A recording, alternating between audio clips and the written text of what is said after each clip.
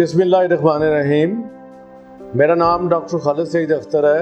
मैं यहाँ पे जेलम पॉली क्लिनिक में सीनियर साइकेट्रिस्ट हूँ और मैं पिछले तकरीबन 30 साल से साइकेट्रिक पेशेंट का इलाज कर रहा हूँ।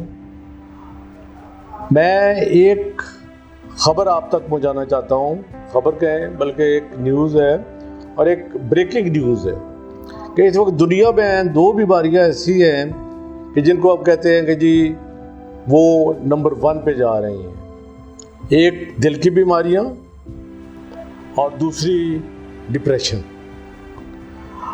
कहीं डिप्रेशन को नंबर 1 पे कहा जाता है, कहीं को कहा जाता है कि जी दिल की बीमारियाँ नंबर 1 है। बहरहाल हम इस मुकाबले में पढ़े बगैर एक नतीजे पे तो पहुँचे हैं कि ये दोनों इंतहाई कॉमन बीमारियाँ हैं और आपको इससे बात से अंदाज़ा होगा कि हर 5 ख़वातीन में से, I am talking of America and Europe, हमारे यहाँ का तो कोई डेटा नहीं है, 5 या 6 ख़वातीन में से एक ख़ातून और 10 या 11 मर्दों में से एक मर्द जो है वो डिप्रेशन का मरीज़ है, ये डिप्रेशन की दवाई ले रहा है। अब ये दोनों बीमारियां जो है ये ख़तरनाक है, दोनों तकलीफ़ देह हैं, दोनों लाइफ लॉन्ग है। अब होता क्या है कि हार्ट वाला जो पेशेंट है वो सफ़र्स फॉर वंस हुआ एंड गॉन, या फिर ये है कि अगर उसको चल रहा है और वो इसको साथ चलता रहता है, वो दवाई खाता रहता है, कभी ठीक हो गया, कभी ख़राब हो गया, कभी ठीक हो गया। लेकिन ये है कि अगर आज के दौर में प्रॉपर उसका इलाज करा लिया जाए तो चीज़ें सेफ हो जाती हैं। डिप्रेशन का मरीज़ suffers all of the life, वो सारी ज़िंदगी रोज़ जीता है रोज़ मरता है, रोज़ जीता है रोज़ मरता है, वो बल्कि मरता ही रहता है।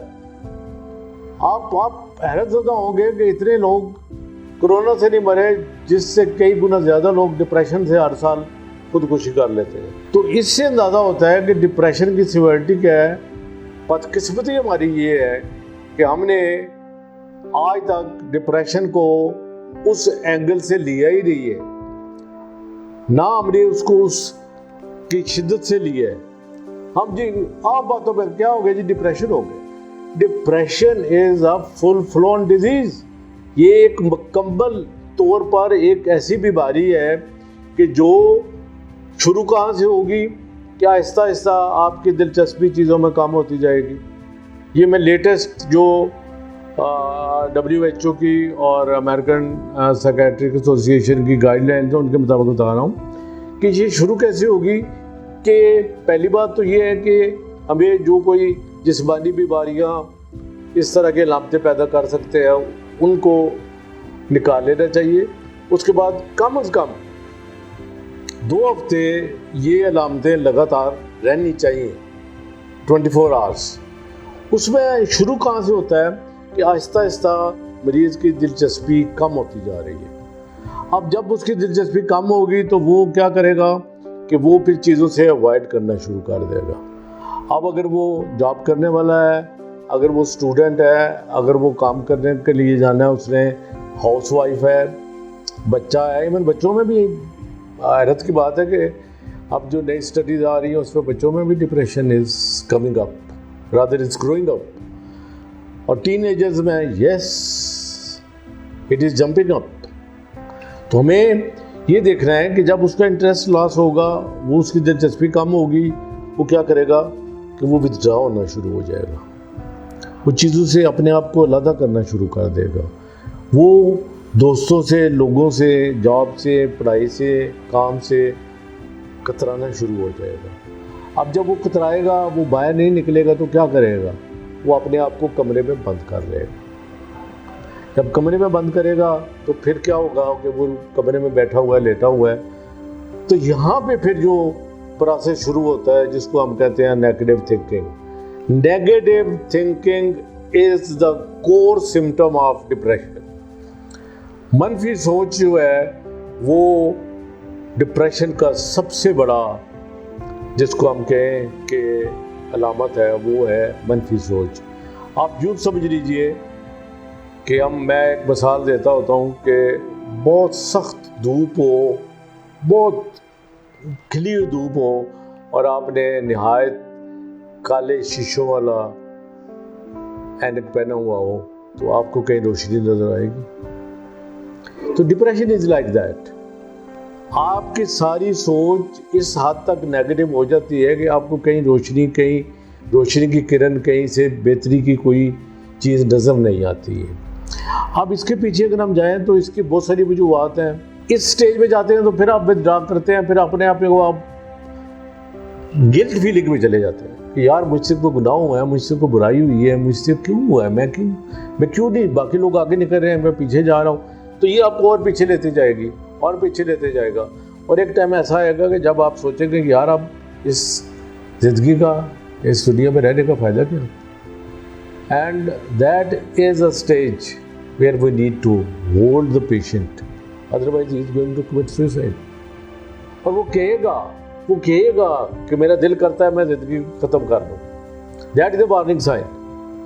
तो हम थोड़ा सा आ जाते हैं कि ये होती क्यों है। तो कुछ तो साइंस ने बहुत कुछ इस पे काम किया, लेकिन साइंटिफिकली हमको बहुत बड़ा इसका प्रूफ नहीं कर सके। एक चीज़ जो निकली है वो ये है कि एक हमारे ब्रेन में न्यूरोट्रांसमीटर्स होते हैं जिसको हम कहते हैं डोपामिन, सेरोटोनिन। डोपामिन और काम के लिए है, सेरोटोनिन और नॉरएपिनेफ्रिन ये डिप्रेशन के लिए है। तो सेरोटोनिन जो है वो, उसको हम हैप्पी हार्मोन भी कहते हैं। वो हार्मोन जो है वो कंट्रोल करता है हमारे इमोशंस को, हमारे जज्बात को, हमारी थिंकिंग को। तो डिप्रेशन में जो सेरोटोनिन लेवल है वो कम हो जाता है। तो जब हम दवाइयाँ देते हैं, जितनी भी दवाइयाँ देते हैं, जब इलाज करते हैं तो वो सारी दवाइयाँ वो सेरोटोनिन लेवल को अप करती है, तो जिससे मूड बेहतर हो जाता है। तो ये तो इसको हो गया बायोकेमिकल। आप दूसरी हम साइड पे आते हैं कि कुछ हमें लोग मिलते हैं जहाँ पे जेनेटिक है, फैमिली में आ रहा है। तीसरा एनवायरमेंटल है। जिस मुश्किल सूरत हाल में हम जिंदगी गुजार रहे हैं, हम जिंदा रह रहे हैं, आम आदमी जिंदा रह रहा है, मैं समझता हूँ कि उसकी हिम्मत है कि पाकिस्तान में जिंदा रहे।